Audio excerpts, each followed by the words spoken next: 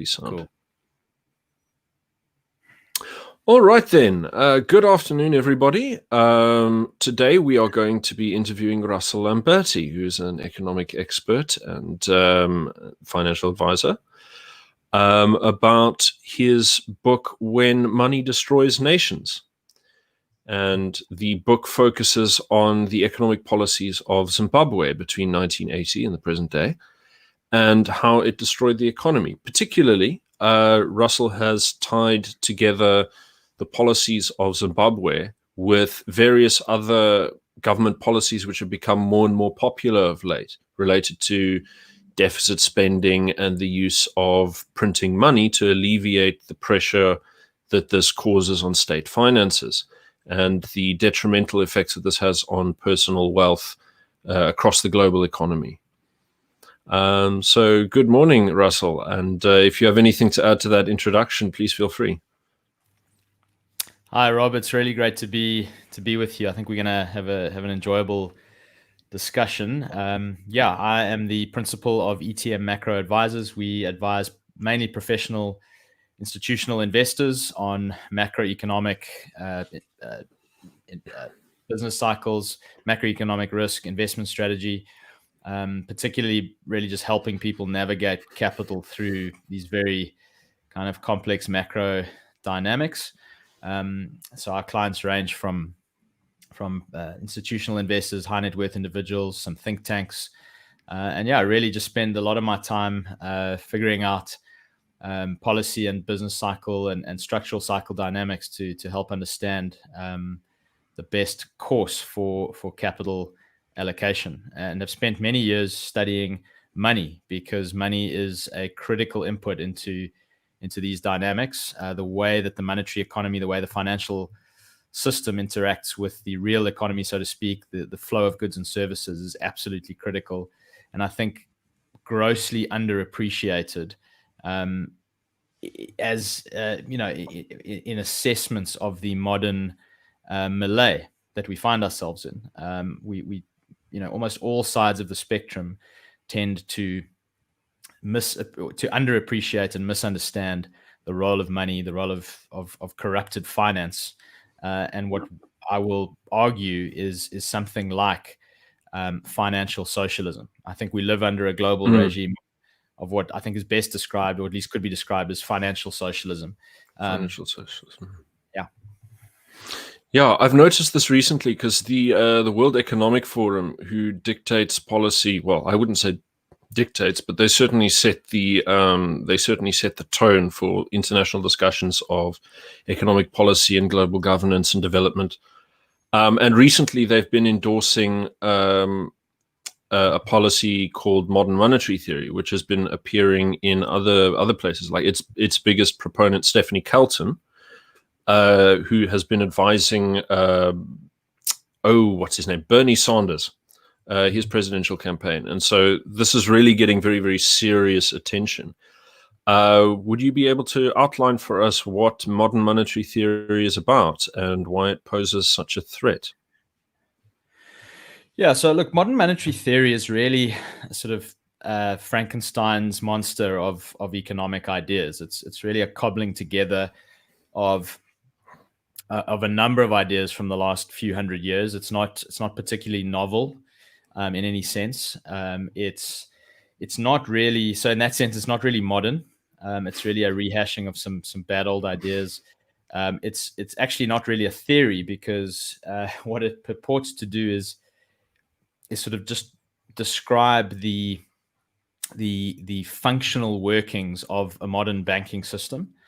I think it actually gets some of that wrong. Even on those terms, I think it gets some of that wrong. And then it's drawing on other, as I said, it's cobbling together other theories. So it's not modern. It's not much of a theory, and it's not even really monetary. It's really more about fiscal largesse and the ability for governments to print money and fund themselves in that way.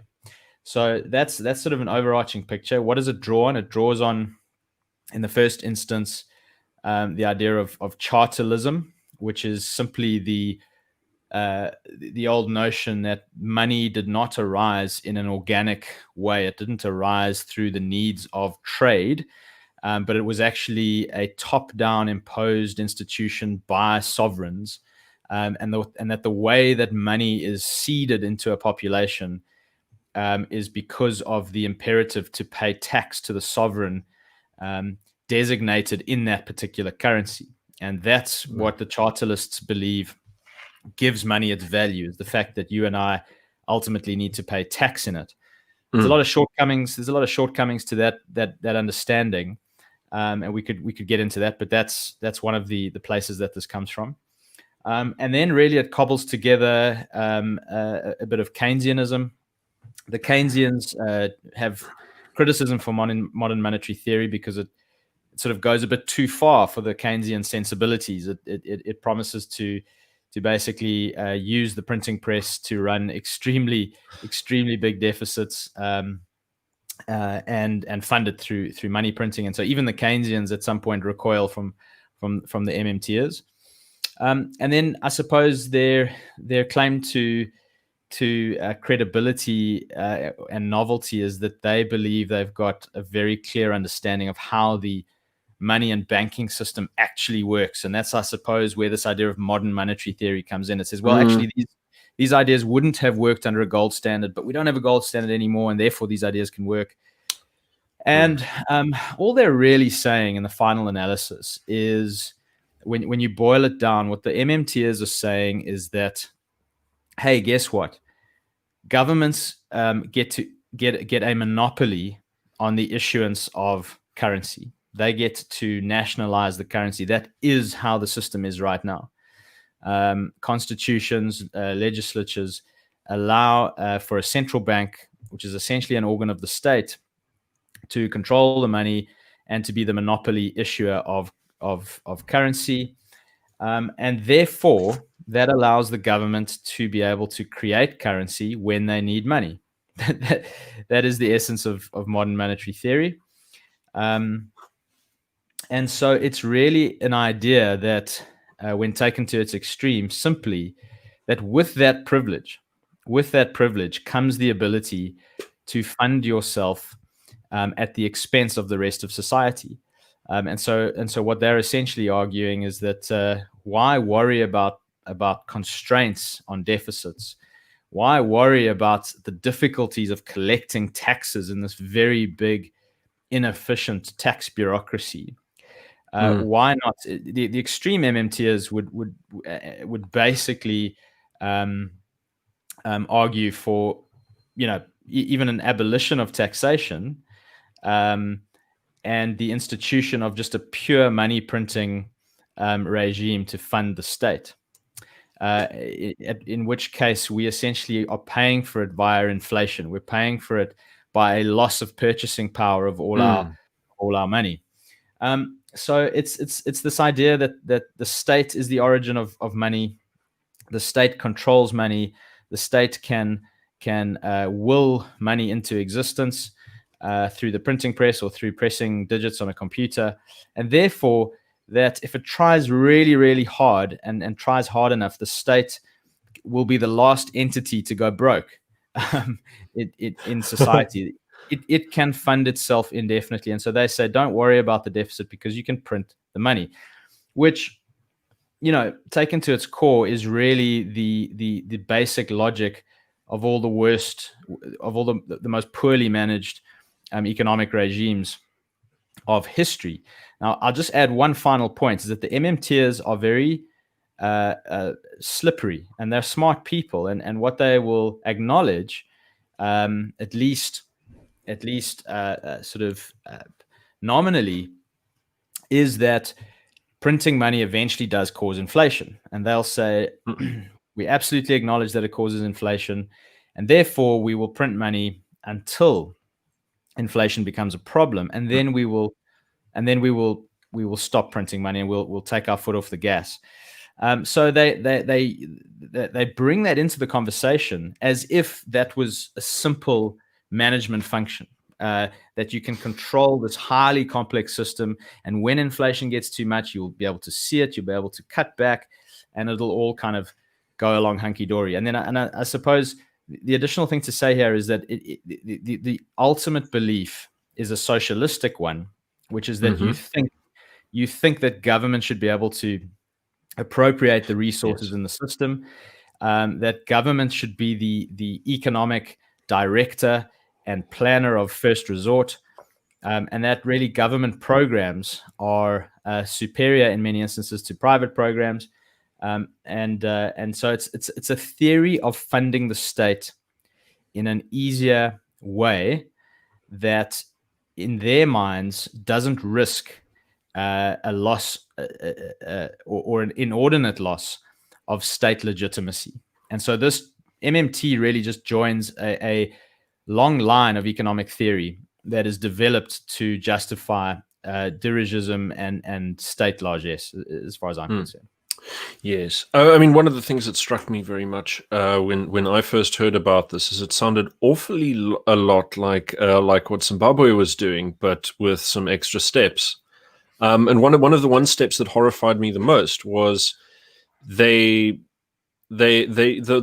solution that is proposed for the problem of inflation is one where what they do is they simply confiscate wealth from the economy in order to erase money from circulation in order to reduce inflation. And I thought that sounded incredibly pernicious.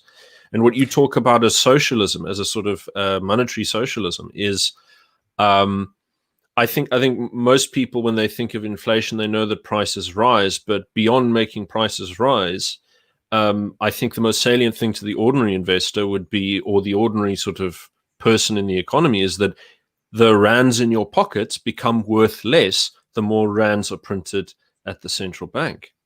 Yeah. So what's interesting about what you've just said is that not only do MMT prescriptions come across as being extremely pernicious, but a lot of them are just plain wrong. So their ideas are kind of morally suspect. More than that, I think they're morally bankrupt. But they're also just wrong on a number of issues. So, for example, if you're experiencing inflation, they will say that what you do. So these are the MMTers who still think that there's a place for taxation. In fact, I could sort of somewhat get on board with the MMTers who would like to abolish taxation. I could walk a little bit of a road with them. Yeah. But the core MMT philosophy or idea would certainly not abolish taxation. Now, they believe that if you are experiencing high inflation, you can raise taxes, okay, and take money in from the public, and that will quell the inflation risk. That'll slow inflation down. Why?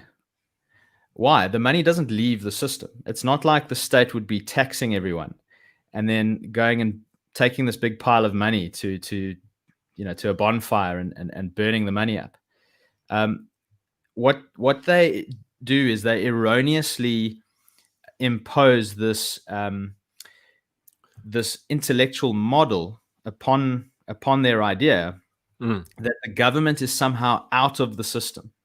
This is a Deus ex machina sort of type idea of government and money. And when government taxes people, it somehow sort of disappears from the system and therefore can't be inflationary. Okay, that's absolute nonsense. Government is in the system. Government taxes you, and then it spends it. It pays it out to bureaucrats. It spends it on bridges to nowhere. It spends it on boondoggles. It spends it on state contractors. That money doesn't disappear. So that's just outright wrong. And in fact, you could argue that greater taxation is more inflationary, because when you tax wealth, what the government tends to do is it taxes wealth, it taxes real value, and then it tends to disperse that income to areas that are much more orientated towards consumption. So large bureaucrat payrolls, wastage, and so on. And so you get a real resource wastage when you send money to government, and you actually get an increase in consumption, and you get a diminution in in actual real savings in the system. And taken to the extreme, in socialistic countries, in say the Soviet Union, for example, I mean, you had very low actual savings, certainly very low, well-directed savings into the economy. And almost every socialist system has a hyperinflation. So that's just bad economics. That, you know, there's no other thing to say about it than it's just wrong.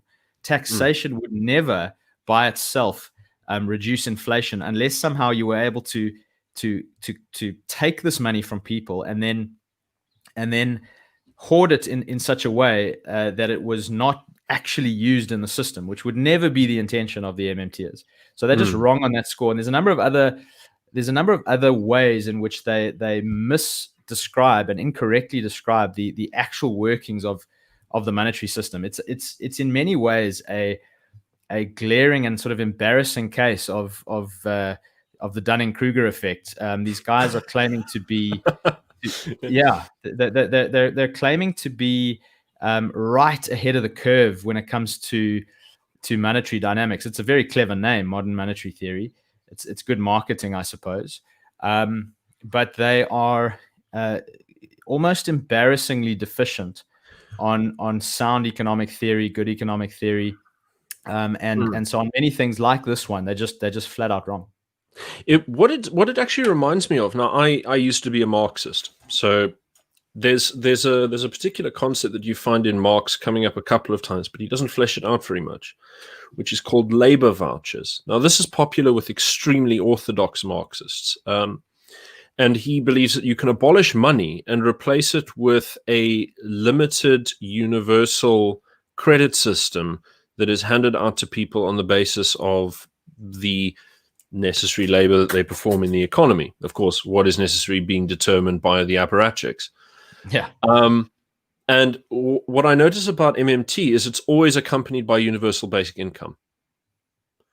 And so it seems like the shape of the economy that they desire to produce is one in which people's wealth is confiscated arbitrarily, and everyone exists at the pleasure of the bureaucrats in charge of the state, who can, add or remove your power to feed yourself at a whim on the basis of what is good for their own power system. And I think that, if I may transition here, the one angle that I think is often neglected in these very sort of theoretical, abstract discussions is what happens when they're employed by real political systems. For example, Zimbabwe, when they went through structural readjustment and had to end all of the heavy deficit spending that they did during the 80s to give themselves, was their attempt to reach a Western European welfare state overnight. After the 90s, when they ran out of money and they had to go begging to the IMF, they only managed to contract their spending for a few years before they fell back into the old patterns. And from my understanding, and I don't know if you can maybe flesh this out a little bit more, but in order to actually stabilize the elite power structure in Zimbabwe of the ZANU-PF party, they had to reintroduce this exorbitant spending program in order to maintain loyalty. Yeah, so the idea of a universal basic income, I mean, and then I'll segue into the Zimbabwe question. I mean, it's a catastrophically naive idea. We already have the near, we've brought democracy to a near breaking point in modern times, built on a cradle to grave welfare system. If you can vote yourself more goodies, and you can, and what you do is you set up a political competition in what Hans Hopper calls bads. Competition in goods is good, but competition in bads is bad. And we have this sort of voracious competition in bad. So when people talk about, we need more political competition, that's only as useful as the things that you're competing over and the things that you're competing for. So that now, if you go to UBI, if you go to universal basic income, you really just ratchet that whole that whole dysfunctional incentive structure, that political incentive structure, you put that on steroids, right? Imagine the political contest became, I will give you 5,000 Rand a month universal basic income. No, I'll give you 6,000 Rand a month. Oh, I'll give you 7. There's virtually no end to how much can be promised, and of course voters will flock.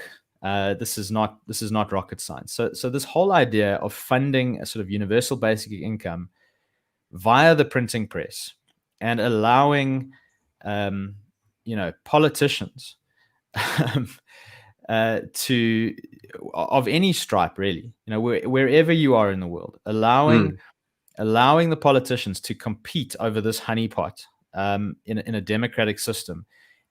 Quite simply, it will be the end of democracy. It will be the end of the liberal democratic order as we've come to know it. I mean, there's no doubt in my mind.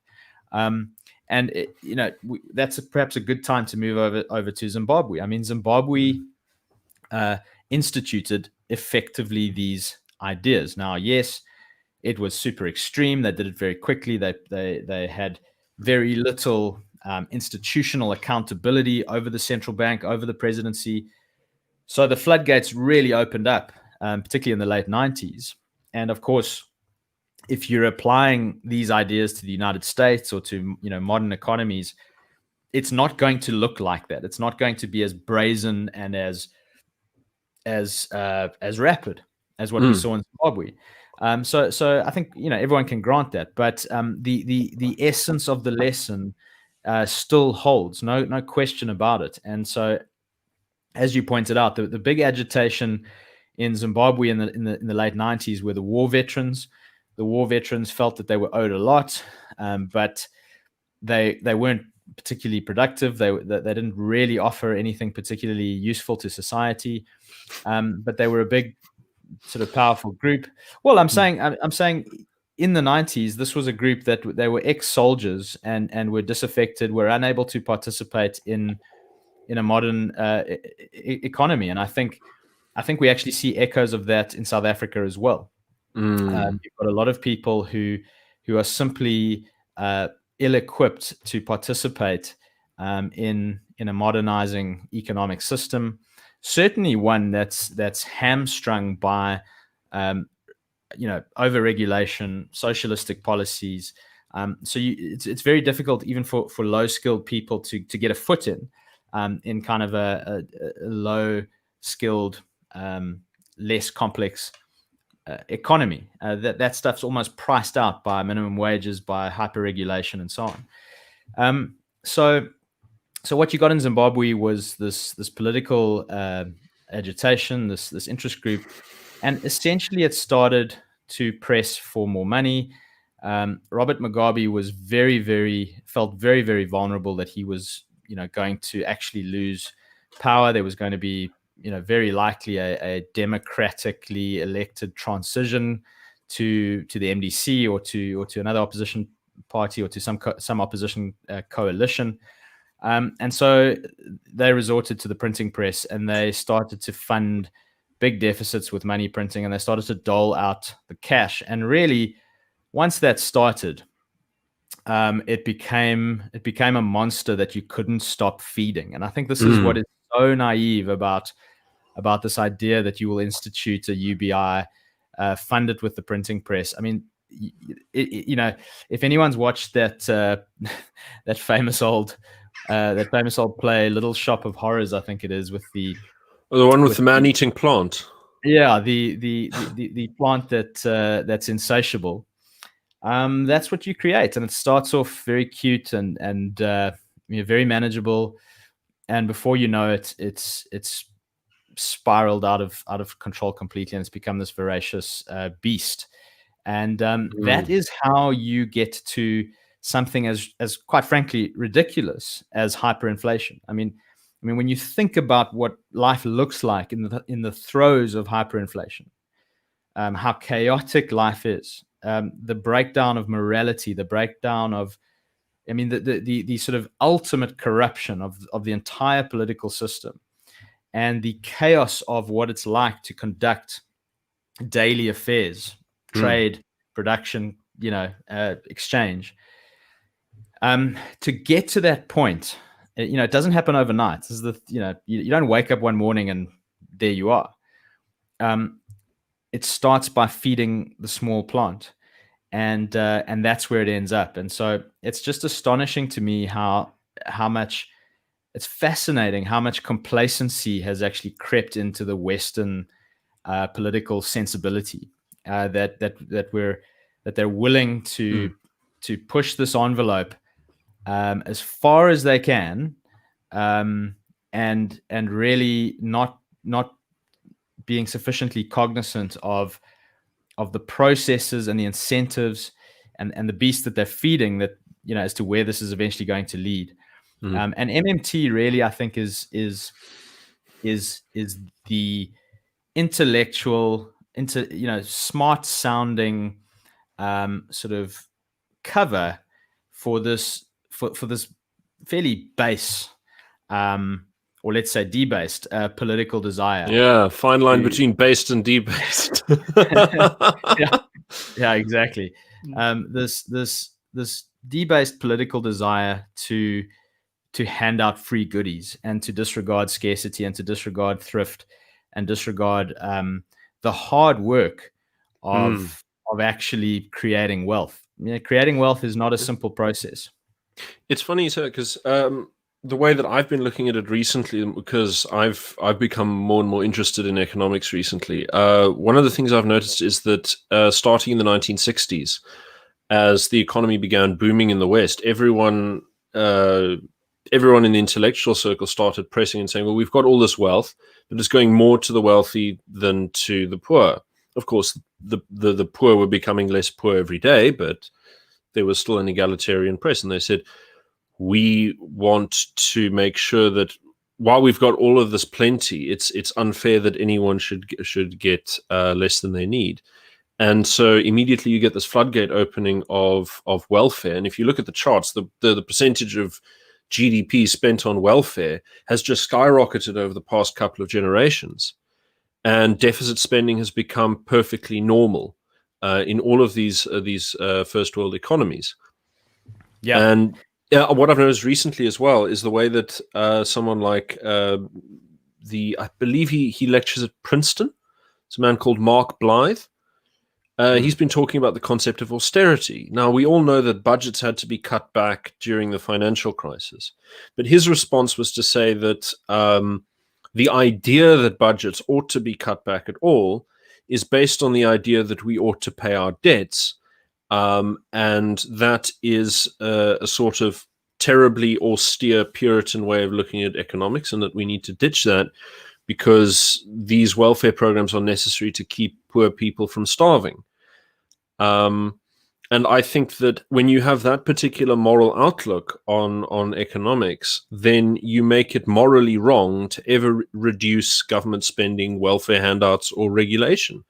And Correct. What you were talking about with the constant upward bargaining of welfare, we all saw this in Greece. And I think if anyone's interested, they can look up Philip Baggas's take on the problems with the European Central Bank. He called it the tragedy of the euro, sort of a play on the tragedy of the commons, where all of these southern European countries, over the years, the prime ministers competed to who could expand the welfare system the more. All the meanwhile leveraging this against euro bonds. So thereby making the whole continent pay for their local expenditure. Yeah, absolutely. And you've got, I mean, you're bringing in really so many important moral sort of and sociological and political threads into what you've just said. Because I think what we're really looking at core is a contestation for the moral heart of the political economy.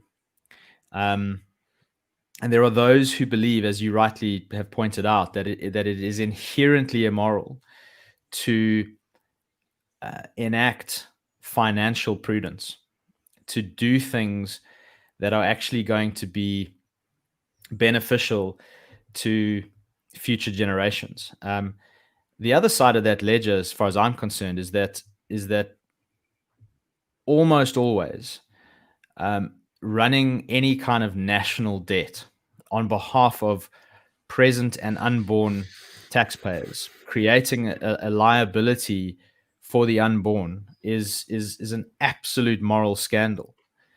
The idea that governments should borrow money unless for the most extreme of existential crises that might face a state or a nation. You could imagine a situation where we're facing annihilation, and being under-resourced.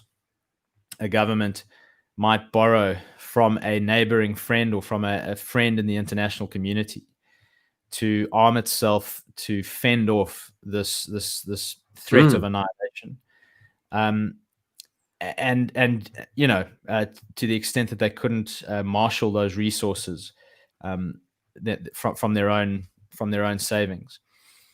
But we're now in a world where governments will borrow to pay the wages of completely unproductive and unnecessary bureaucrats. And this is considered not only okay, but really it's becoming a moral imperative. And this idea that there is such a thing in the modern world as austerity, I mean, in and of itself is an absurdity. Modern governments are larger than they've ever been. They have a wider scope of control than they've ever had by a long shot. It's virtually the peacetime norm now in the modern liberal democracy offers the state probably more control than they ever had during wartime, during World War II or anything like that, and certainly comparable degrees of power in peacetime. Not only that, but over the last 20 years, I mean, if there was so much austerity, Rob, what do you think government debt would look like? If there was so much austerity in all these economies over the last 20 years, you would expect to go and look at the data and find that the total stock of government debt had somehow stagnated or diminished. But of course, what we've seen in reality is an enormous expansion of state debts and of government debts. The United States, this is very ballpark numbers, but they probably started this century out at around $5 trillion of debt. I think maybe even a bit less than that, maybe $3 trillion of debt. One can go and look at the actual numbers. That government is now staring at around, I think, $27 trillion of debt. So that's grown probably sevenfold over the last 2 decades or so, thereabouts. It's a bipartisan agreement. It was, yes, I remember the Bush years. They were talking about pressing on consumption, about this very consumer-driven market, which favors a lot of these sort of Keynesian ideas that you've been talking about. So even the right has moved over to the left, economically speaking. Look, John Maynard Keynes won. He won the 20th century, and his victory has spilled over into the first 2 decades of the 21st century. I mean, there's no question about it. Almost everyone you speak to is a Keynesian. If you hear someone use the term stimulus, you're almost certainly talking to a Keynesian, whether they know it or not. Yeah. The idea that a government can stimulate things by printing money and borrowing, more money from the future. So Keynes won, and Reagan was effectively a Keynesian.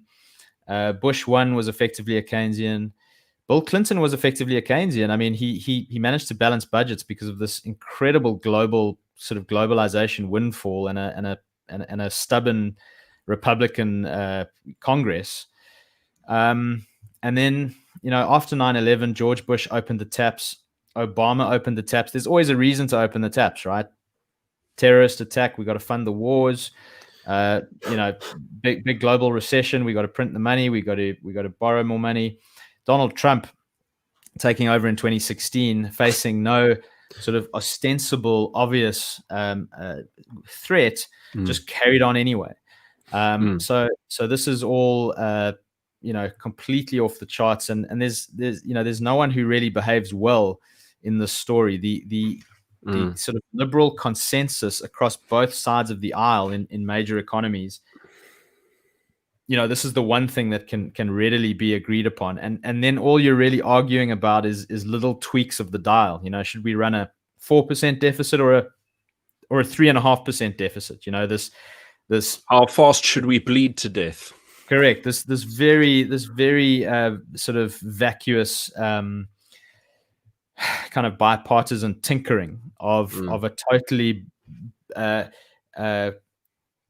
corrupted moral order that's taken hold. Of course, the moral imperative is to run balanced budgets, to if you're going to have a taxation system, to tax your subjects with tolerability and in sensible ways, and to pay down the national debt. I mean, the idea that that government officials, that lousy bureaucrats are taking out debts on behalf of your unborn children and my unborn grandchildren. I mean, it's an utter moral scandal, and of course, it then creates this ongoing horrendous political incentive, a constant presentism where no one can think about the future. It's all about the next 5 years only. Correct, and Ben Hunt talks about the long now. The permanent, the permanent present. You get this stuff coming up in some of the great writers, the great dystopian thinkers. Will talk about this permanent present. There's no past, there's no future. There's just this sort of interminable present tense that's devoid of meaning. It's devoid of a lot of investing in the future, and it's actually quite incredible. I think that this ethic, this long now ethic, has actually manifested in the Corona crisis. We've essentially spent tens of millions of dollars per supposed life saved to save people who are older, who have much shorter life expectancies. And what we're doing in the process is saddling the young generation with incredibly significant challenges, both socially and economically. Yes. So it's an incredibly what we would say in the economic jargon, it's a high time preference way of thinking. It's the idea of consume now, make decisions now, vote for the guy who says he's going to help you now. I think you mentioned in one of your videos this idea that when people vote for a particular president who might offer some degree of cutting back, of balancing state budgets, of sort of not wrecking the future, and the criticism is these people are voting, that they're voting against their own interests. And as but you it pointed hurts out, me now, so I don't want to go for a run. I'd rather have a heart attack in 5 years. So it's this incredibly short-termist notion, and what you see with the MMTers is this is all just being ratcheted up to hyperdrive. So I think that what we're looking at in this next phase, let's call, and 2020 is as good a sort of watershed moment as any. This next phase that's going to roll out over the 2020s is you're going to see, and you're already seeing, tremendous political agitation for using the printing press ever more liberally.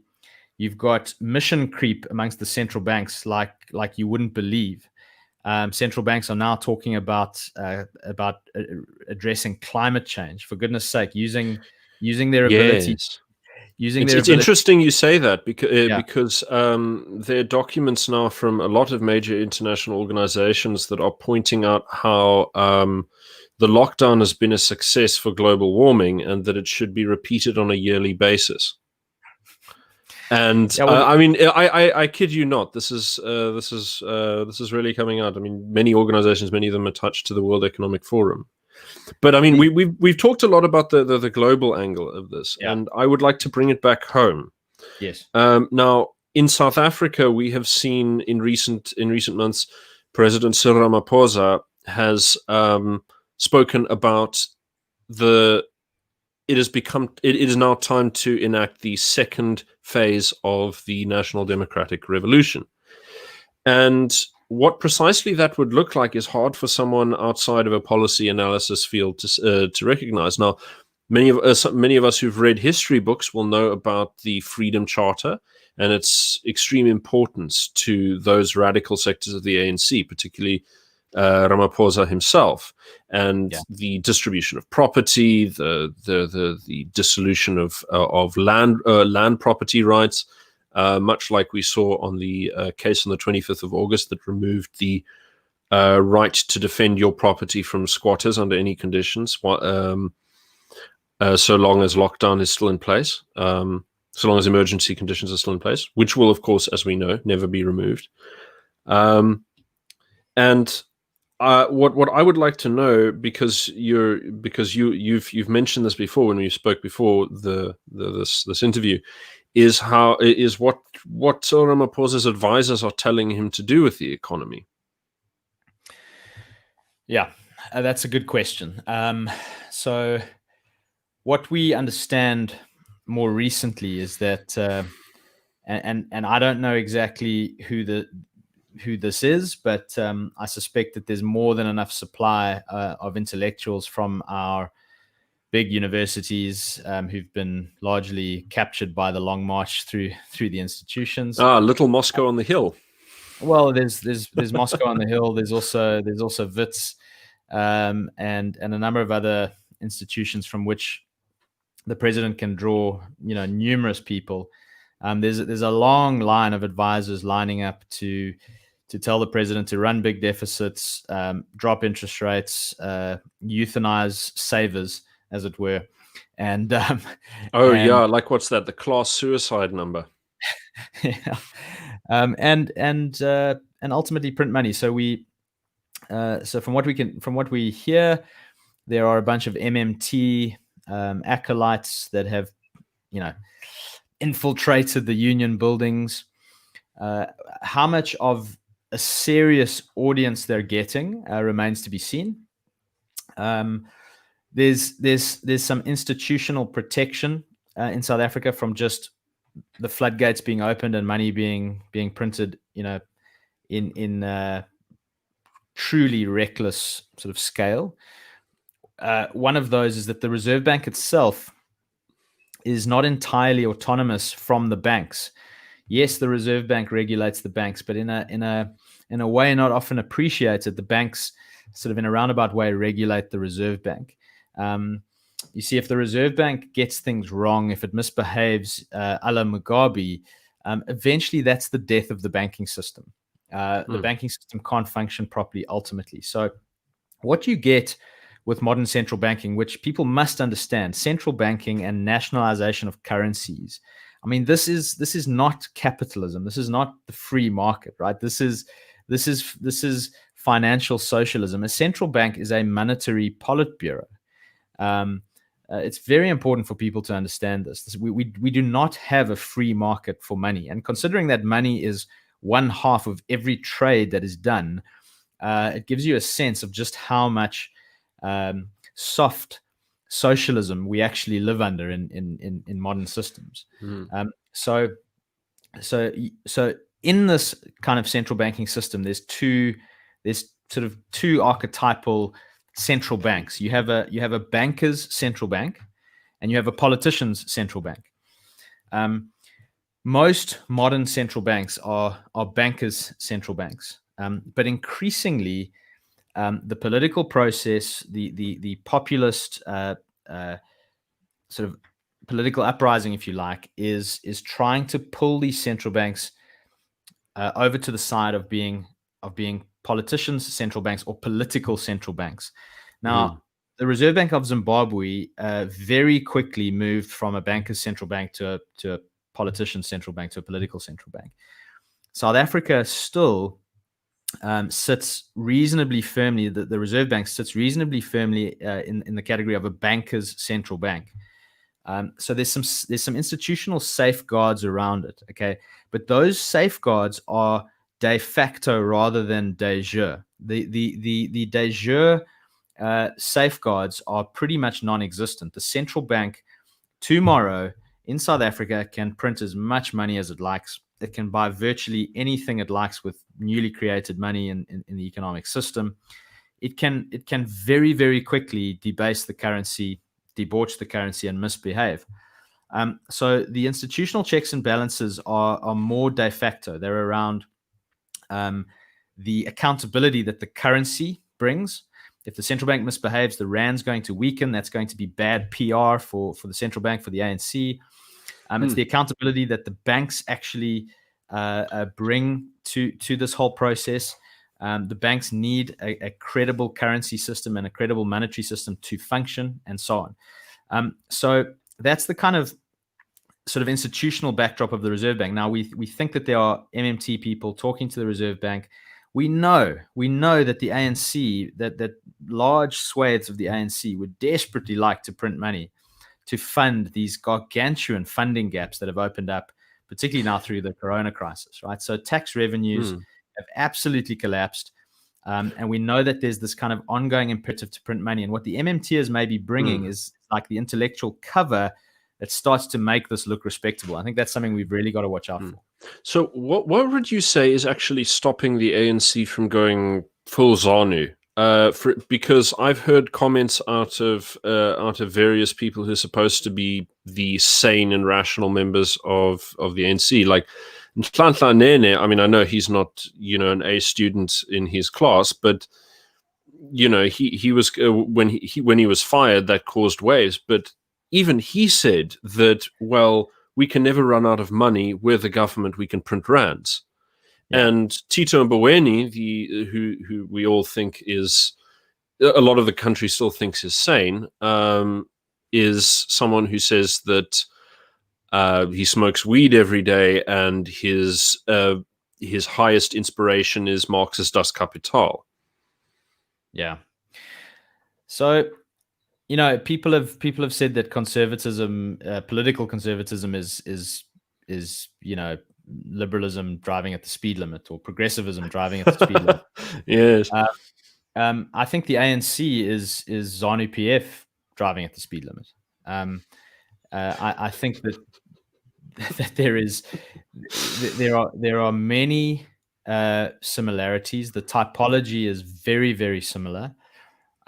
What you had in Zimbabwe were a few elements that caused that whole situation to accelerate.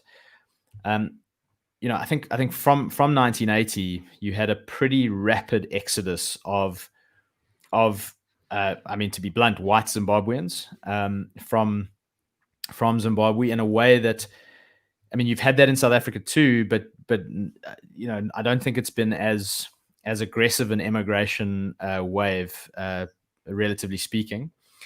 Now, what does that mean? What that means, when you lose a large section of your wealthy, skilled population, you get a corrosion of institutional strength, and it's institutions of all kinds, whether it's banks, whether it's businesses, whether it's civil society. These kind of hold power in check, and they hold political corruption in check. And that kind of disintegrated in Zimbabwe through the course of the 80s, such that by the mid-late 90s, you really had a very weak institutional setup. Now, South Africa has seen institutional corrosion, but I think that there's quite a strong pushback. There's certainly a strong, reasonably credible. I mean, certainly there's no question political opposition. The DA actually runs, the Western Cape, runs Cape Town. You've got very, very strong and increasingly interesting and influential civil society organizations. So that's the one thing. The second thing is that it was much easier for Zimbabweans to emigrate into South Africa. It's a little bit harder for South Africans to kind of exit in a similar way. And the third thing I think, Rob, is that the Mugabe regime came to alienate itself from the West, from the the mothership, as it were. And I don't necessarily just mean Britain, but I just mean the sort of global consensus. At the time, it alienated itself politically. Now the ANC, what's interesting, are starting to do the same thing. And one of the ways you can conceive of the political split in the ANC is the group that sort of desires to continue currying favor with the mothership, the Davos crowd, the G20. And what does that look like? That means that when you go to the G20 as a finance minister, as a central bank minister, you don't want to be going there with 5,000% inflation rates. Okay, it's not a good look. Yeah, it's not a good look. It just has Banana Republic written all over it. That's the set that is more international. Okay, so Ramaphosa, Tito Mboweni, Lesetja Kganyago, these guys are what I would call the more sort of conservative socialists. They're the more international set, and conservative socialists, they don't know how to grow themselves. Generally, don't know how to grow themselves out of a paper bag, but they're more effective at it than the radical socialists. Yeah. And one of the features of conservative socialism is that they like to conserve the value of the currency. They tend to recognize the importance of not debauching the currency. And you see this in China. The Chinese Communist Party typically are conservative socialists. They've tended to preserve the value of the currency over the last 20 or 30 years. The apartheid state is a type of conservative socialists. They tended to preserve the value of the rand, and you saw the same thing with Nazi Germany. They tended to be preserving of the German mark after the Weimar hyperinflation. So I think that's the one faction. The other faction, of course, is the faction that really is much more in character with the ZANU PF in Zimbabwe, which is much more parochial, much less desiring to curry favor with the G20 set and the Davos set. And it's that group that is really trying to capture the central bank and wrestle it over to be a politician's central bank. And that's really what's kind of hanging in the balance when it comes to South Africa's hyperinflation risk situation, or the Zimbabwe scenario here, right? It's this contestation over what is an acceptable monetary policy, what is an acceptable level of if you like, monetary corruption around the central bank. And my real concern is that latter faction is actually quite strong. The former faction, I don't think, is actually politically very robust at the moment. I think it's struggling a little bit politically. And the second thing is that increasingly, the people that you're trying to curry favor with are actually misbehaving in the ways that we're talking about now. So that whole Davos set, this whole global consensus is moving in a way towards this MMT position, towards unlimited money printing, doling out checks in the post for people. And so I have a real concern that the momentum here is swinging towards a much greater politicization of the central bank. And if we start to see evidence of that, our inflation antennas need to be on alert. Yes, I've noticed also that there seems to be a middle ground that they're striking using the development language, the Sustainable Development Goals of the United Nations. In particular, South Africa is using those development goals, particularly, I think, I can't remember the numbers. I think it's number 10, the goal number 10, the one with giving access to land for disadvantaged people.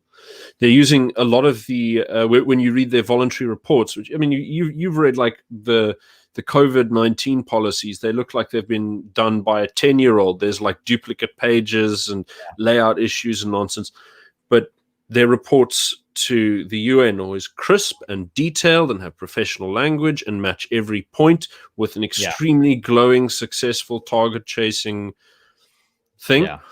And I suspect that they're using the Sustainable Development Goals to justify these policies.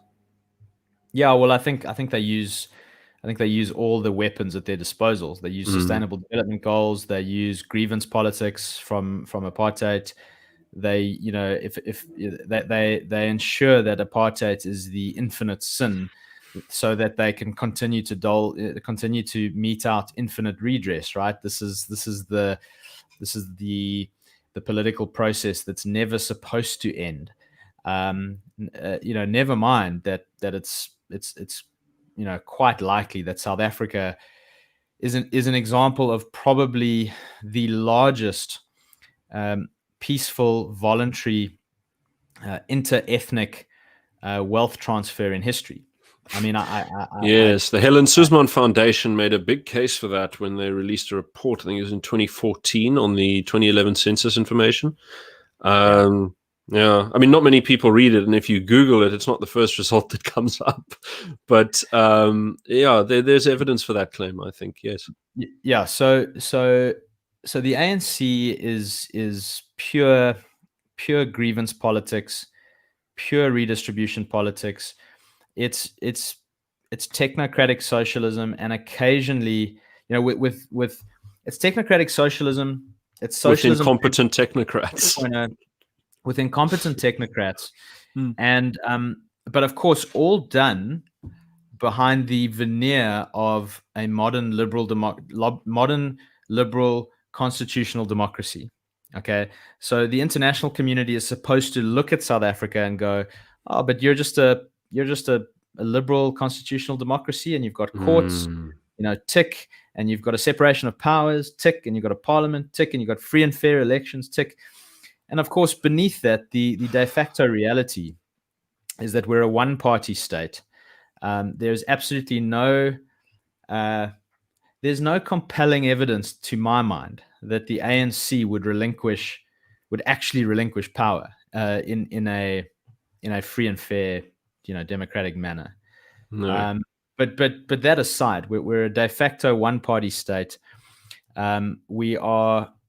We're instituting in this country, the ANC has instituted a very, very cunning and very insidious and very pernicious form of socialism, of state control. It obviously has a racial dimension to it, which is, for added displeasure. But it has instituted a system. It's co-opted businesses in a very, very clever way. It's co-opted the corporate sector to do its bidding, and you've seen that through the way BEE has been implemented. You've seen that in this Corona crisis, how corporations towed the government line so easily. So no, we've got a very, very in many ways smart political apparatus at play here. The actual implementation of all of this stuff on the ground is completely inept. Okay, we know that, but I don't think we should discount the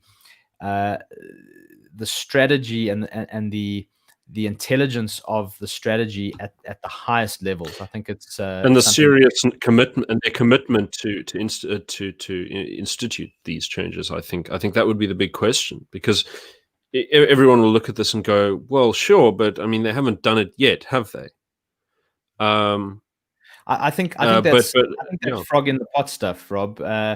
You get a lot of people on the left. I see some of these guys on Twitter, and they sort of roll their eyes at these sort of right-wing free market types who are constantly, it's the rooi, gevaar, And the Swartgevaar, it's tied up into one. It's become a taboo. You're not allowed to say that any black government could possibly be any danger to anyone in South Africa. Yes, and I correct. think that a lot of people want to know. I think we can possibly write off a lot of those people because it's unlikely that we'll convince them of. When I say write off, I don't mean tie them in a bag and chuck them in the ocean. I mean we're not going to convince them. And yeah, I think it's a minority. I think it's a small minority of people. I think Joe Sixpack out there feels it. He perceives it viscerally. Anyone who's tried to get a job in a BEE reserved position or an affirmative action reserved position, anyone who's tried to start a small energy business to supply electricity to someone. I mean, we could go on and on and on. Anyone who's tried to retrench staff, anyone who's tried to not give their staff an inflation-linked increase because their business is going under, faces the full might of this very, very big socialist apparatus that the ANC have created. It would be quite easy, but almost tedious, Rob, to go through the ways in which we are socialist in this country. Yes. we could go on and on and on. So the idea that we're some sort of neoliberal free market austere sort of country that's pandering to the libertarian bloc is just an utter fantasy. And yet this persists, and I would say at least but this minority are a decisive minority. They're an important minority who think like this. They're the media elites, right? They're amongst them are the business elites, the big business elites. Small business guys know exactly what's going on. The big business guys are very much in that minority group, and they're decisive. And I think this is part of the genius of, whether it's by design or by default, Rob, there's a genius to this ANC plan, and it's duped a lot of people into believing that it's not a socialist takeover. I think to sort of round this interview out, we've gotten down to sort of the Joe Sixpack level, as you put it, and I think the question that most people watching this interview will say, well, okay, what can I do about it? Now, some people know that there's the option of leaving, but a lot of people can't even afford a plane ticket to leave, and getting a visa is not it's not exactly as easy as sucking your thumb. So what strategies would you recommend?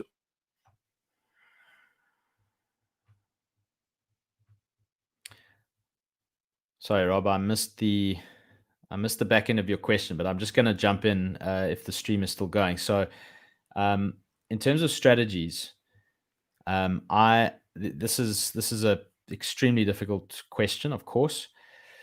In our book, we looked at what Zimbabweans did in this kind of extreme scenario, where political corruption is endemic, where the economy is being destroyed, and it's the ultimate conclusion is that the best strategy in the worst case scenario is to leave, is to emigrate, is to get away in whatever way that you can, because sometimes sticking it out in these scenarios is, I mean, it's deeply dangerous. It can destroy you. It can ruin you and your family and your lives. Short of that, which is a very extreme scenario, I mean, I think it's more plausible that South Africa endures less of a rapid decline than an ongoing corrosion. Just a steady degradation. I think in that sort of scenario, people have to be laser focused on the important things. Safety and security is critical. You have to be clustering in a community that can genuinely and credibly defend itself from physical security threats. The security situation in South Africa is deteriorating at a rapid rate. If you don't think that, you're not paying attention. So I think local political organization should take the form of communities that can make themselves safe, and practically that means hiring private security, booming off your areas, if you can, moving to security estates, but becoming secure. And for your savings, what would you recommend? So once you're secure, you then get to make decisions about your savings and your finances. I think it's absolutely critical that people be very, very cautious of holding too much cash denominated in rands, actual rand cash in the bank. You obviously have to have some rand cash. It is the currency that we use in this country currently, and you need it for your expenses. So there's no particular problem with having rands in your bank account, and it's not like the rand is about to hyperinflate. As we say, this stuff doesn't happen overnight.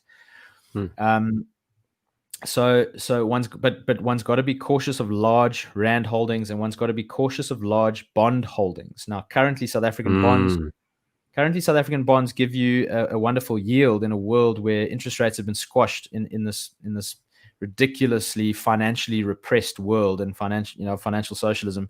Interest rates everywhere are basically about zero. So South African bonds giving you a 10% yield are quite attractive. The problem is that you're lending to one of the most corrupt governments on the planet in achieving that yield. And where does your yield come from?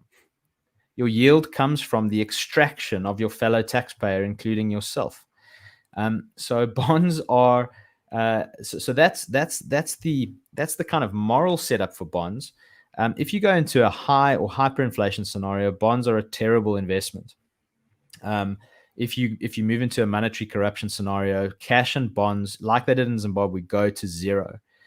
So what are you left with? You're left with, to the extent that you are able to create a surplus every month from your earnings, you're left with the following savings options. You need to be looking for soundly managed companies that offer genuinely good solutions on the market, and have a degree of tangible asset value as opposed to intangible asset value, like many sort of. So manufacturing, for example. Well, possibly the manufacturing sector in South Africa has been extremely hard hit and is beset by labor problems, by all kinds of issues. So the kind of business that one's talking about here is not necessarily found in any particular sector. It's going to be more based on the specific characteristics of a firm, and those characteristics could straddle many different kinds of sectors. Okay. But what you saw in Zimbabwe, as this corruption of the financial and monetary and economic system progressed, you just get some well-run companies just continue to hold value because they're producing value and they're providing value. Usually, they're the kind of companies that are able to export and earn foreign revenue. So I think that starts to become a very important concept in this whole thing, is getting exposure to foreign currency. And there's a couple ways you can do that. The one is to buy companies in South Africa on the stock exchange that have that foreign exposure. Maybe they do business outside of the country. Maybe they're exporters. Those are typically called rand hedge stocks because they hedge your rand risk, because when you own these companies, you're actually sort of getting a foreign currency type exposure. The other way, of course, is just to take your money offshore. And there's a few ways to do that. I suppose one way is to invest in a local fund that has an offshore domiciled fund, and they would, you could have. You can find various different kinds of investment strategies in those funds. Some of them will own foreign stocks, some of them will own foreign bonds, some of them will own foreign cash in a very boring portfolio that hardly does anything, but it sits there kind of holding value. Your risk with that sort of strategy is that a lot of these foreign central banks are going down the monetary misbehavior route. And so this is where you start to get to saving in what would be considered more exotic and scarce sort of financial assets like gold.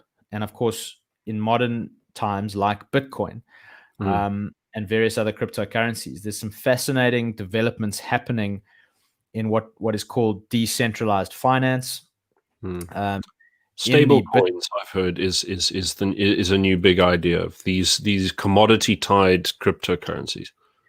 Yeah, so there's a ton of innovation going on in the Bitcoin and Ethereum, ecosystems. In some ways, Ethereum innovation is probably happening at a more rapid rate at the moment. Bitcoin, of course, sits as this incredibly scarce, the sort of ultimately scarce crypto asset. We are pretty certain. I mean, some would say it's guaranteed that there will only ever be 21 million Bitcoin ever mined. So the creation of genuine digital scarcity is a fascinating development. And of course, in a world of increasing censorship of a digitally open environment, which is social media, the big tech platforms are open environments, increasingly subject to censorship. I think a really fascinating trend, Rob, is the censorship-resistant decentralization and compartmentalization that digital scarcity offers. And digital scarcity, at least in one way, is acquired through cryptography and through the decentralized security mechanisms that are created around something like Bitcoin. So I do think, for a number of reasons, cryptocurrency is a very compelling asset to hold, particularly Bitcoin, particularly Ethereum, and some of the offshoots of Ethereum. It's obviously not something that you should put all your wealth into. I mean, some diehards would disagree with me, but I think, if you're putting 100% of your wealth into an asset that is subject to as much volatility as we've seen on cryptocurrency, I mean, you're just not being sensible. I think this is a thing that I thought about bringing up earlier in the interview, is the relationship between inflation, long-term inflation, and asset bubbles. And so we've been seeing a lot of asset bubbles the past couple of generations in the Western world. So we can see how these two things are connected. But before we run off, I just have to address a question over here from Kerry Parsons in the chat. And he says, has the Cape independence movement further highlighted the failures of the ANC, given that the Western Cape itself is a net contributor for the rest of South Africa? And I suppose the context of that question, he's sort of saying, well, there's a sort of insinuated second layer to that, which is Cape independence a viable option for getting out of the way of the deluge? So the short answer is in theory, yes. In practice, possibly yes. In practice, yes, but also with it's going to be fraught. That effort is going to be fraught with challenges, and I think everyone seriously involved in the Cape independence movement understands that there are significant challenges. But I think that I think that as the country decays, as we see a decay in governance, in financial management, in corruption, in all these things, it's only going to bolster the appeal and popularity of the Cape independence movement. And yes, if the Cape could, if you like, seal itself off from some of the worst political pathologies of the ANC, and if it can do it in a way, if it can do it in a relatively stable way, right, without the contestation over that movement spilling over into kind of a worst case conflict scenario, then I think it becomes an extremely viable and speaking personally, very attractive sort of scenario.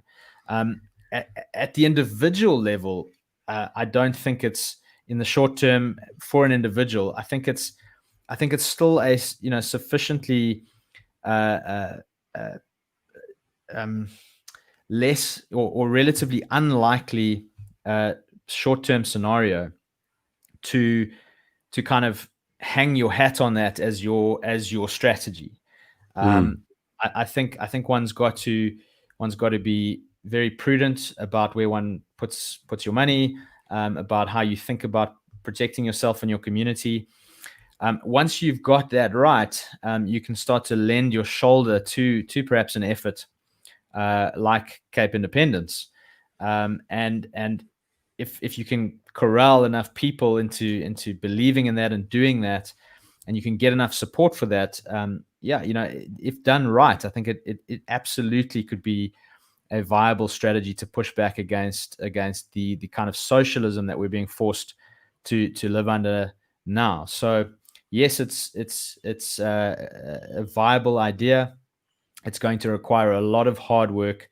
It's going to require very wise and careful politicking, and it's going to be the ANC are going to try and undermine that. The more serious and the more serious the movement becomes, and the more momentum the movement gathers, and it is gathering momentum, the more we're going to see the ANC, trying to subvert those efforts, and that's going to be a big challenge.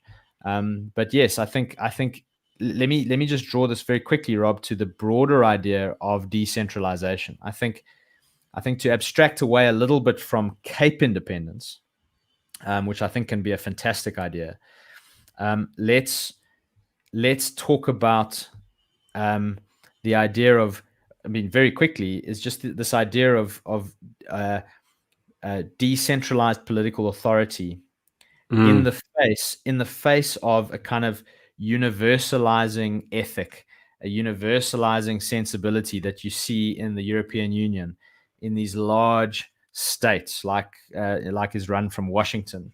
More and more, you've got people wanting to particularize, to protect their local interests, to downsize government, and to actually create a kind of greater fiscal and monetary autonomy at a local level. Fiscal autonomy through kind of local and community kind of taxation, if you like, and monetary autonomy.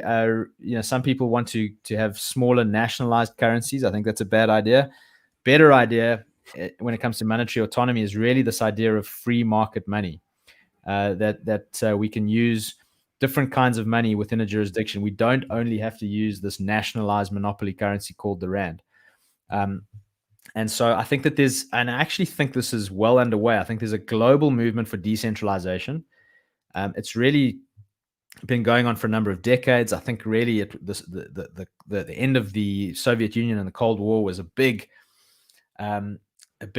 step in that direction. And I actually think we're moving more and more in that direction. I think that there's American jurisdictions that want to secede or desire greater sort of federal autonomy. And I think we're seeing the same thing increasingly in South Africa. So I wouldn't be surprised to see Zululand and other regions with a history of autonomy increasingly start to realize that they're not getting such a good bargain in this big centralized political system in South Africa. Please.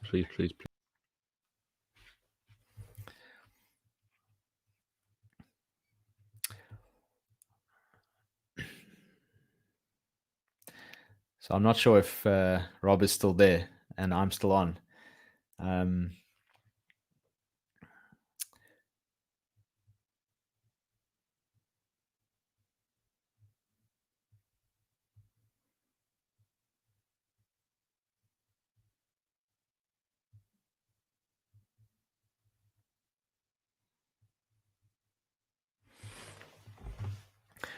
All right, so Rob's not here. I'm going to say goodbye to everyone. I think that's probably been enough. We've been going for an hour and 20 minutes. Thanks everyone for joining. And it's been really fun to share my insights with all of you. I hope I was able to address a lot of what you guys were hoping for. There's a whole lot that we couldn't cover. Thanks very much to everyone, and all the best. Yes, thank you. Well, apologies for the technical issues, everyone, but yes, it was very good to have Russell on, and thank you to him for joining us.